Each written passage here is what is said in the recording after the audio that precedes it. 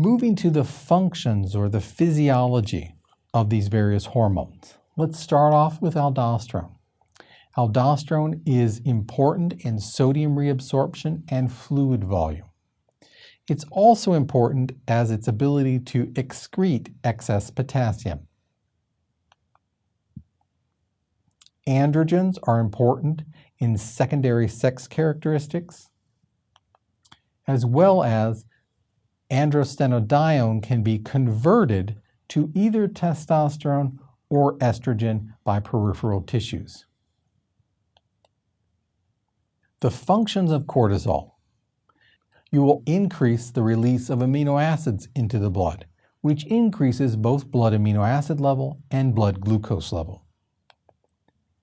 Bone also will be stimulated to release calcium, and that will increase blood calcium levels. Cortisol also has an effect on blood vessels. It decreases their permeability and decreases inflammation.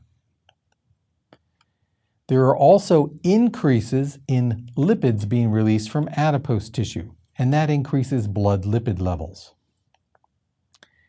In the blood, there's also increased immunological responses and red blood cell number.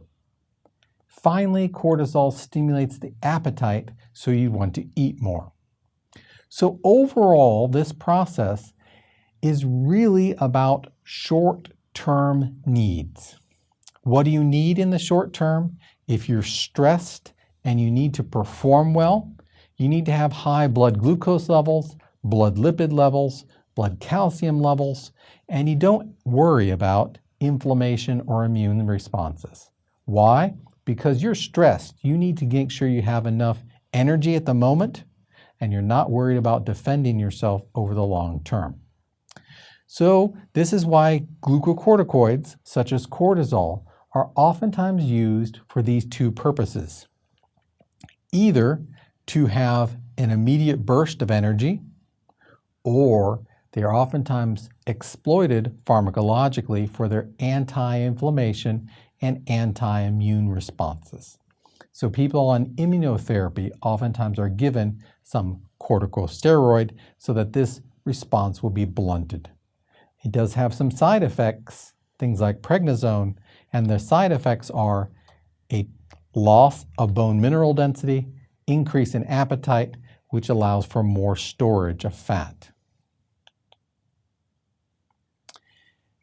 The functions of epinephrine. Epinephrine functions are very similar to sympathetic nervous system fight or flight responses.